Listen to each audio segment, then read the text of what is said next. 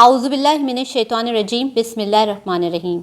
अस्सलामुअलैकुम वरहमतुल्लाहि वबरकातुहू। अफशां के दस्तरखान में आपके साथ एक बार फिर मज़ेदार रेसिपी के साथ अफशां आपकी खिदमत में हाजिर है।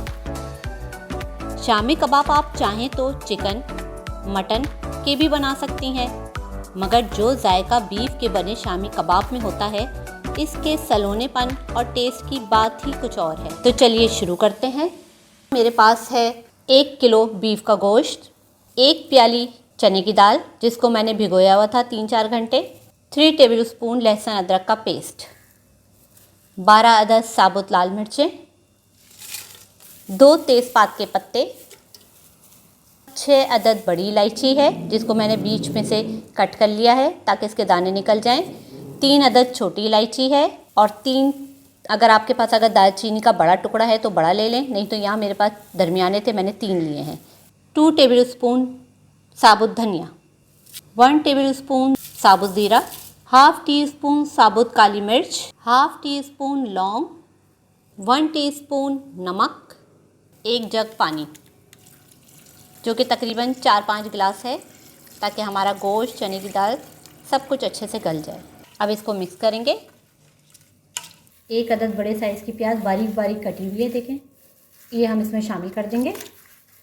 अब हम इसको कवर कर देंगे और चूल्हे पे कम से कम हमने इसको आधे घंटे के लिए पकाना है ताकि हमारा गोश्त अच्छे से गल जाए। तो व्यूअर्स, यहाँ हमारे पूरे 25 मिनट हो चुके हैं, हमारे शामी कबाब तैयार हो गए हैं। बिस्मिल्लाह।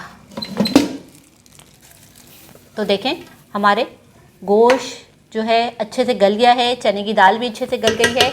अब इसको हम यहाँ पर इस तरह की आपके पास कोई लोई हो जिससे हम अच्छी तरह से इसको कूट लेंगे, लेकिन इससे पहले हमें यहाँ से तेज़पात और बड़ी इलायची और दालचीनी ये हम इधर से रिमूव कर देंगे। अब यहाँ पर हम डोई की मदद से अपने इन बोटियों को और चने की दाल को, जितने ये अंदर मसाले, इन सबको अच्छे से कूट लेंगे। गोश्त और चने की दाल हमने अच्छी तरीके से इसको पीस लिया है। ये इस तरह से हमारे गोश्त का देखें रेशा हो गया है, दाल भी पिस गई है। तो अब इसको डिश में निकालते हैं और फिर हरा मसाला तैयार करते हैं। अब यहाँ पर हमने एक दरमियाने साइज़ का प्याज, हरा धनिया, पुदीना, हरी मिर्चें डाल दिया है। अब इसको चॉप करेंगे। हमने बहुत ज़्यादा बारीक भी नहीं रखना, इतना रखना है दरमियाना।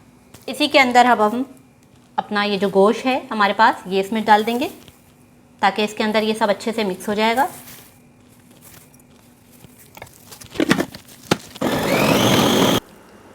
तो यहाँ पर व्यूअर्स, ये हमारा शामी कबाब का देखें मसाला तैयार हो गया है। अब यहाँ पर मैं डालूँगी हाफ़ टी स्पून गरम मसाला और 1 टीस्पून मैं डालूँगी चाट मसाला। यहाँ पर हम डालेंगे 1 अंडा। हमने इसमें अंडा डाला है, इसका फ़ायदा ये होगा कि हमारे कबाब टूटेंगे नहीं। अपने शामी कबाब बनाना शुरू करते हैं। इस तरह से हमने इसकी बॉल बनाई और इस तरह से इसको चारों साइड से कवर करा और अच्छे से दबा के इसको शेप दे दी। इसी तरह से व्यूअर्स हम अपने सारे कबाब ले लेंगे।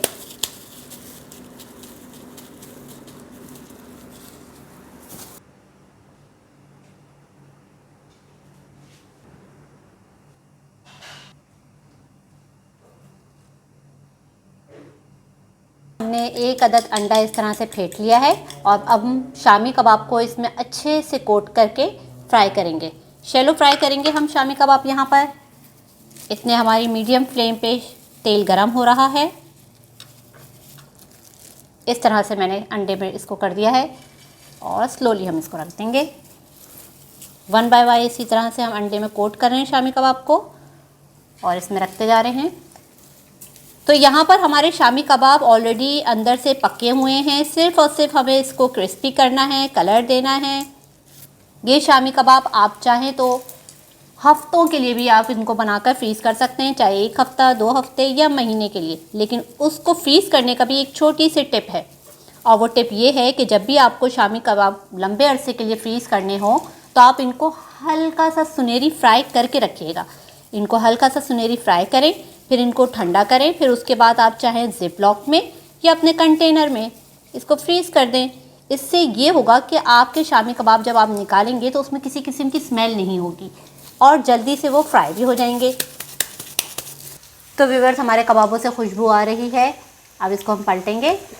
अल्हम्दुलिल्लाह ये डन हो गए हैं एक साइड से। अब हम इनकी सेकंड साइड कर रहे हैं चेंज। ये देखें, दूसरी तरफ से करेंगे अब हम।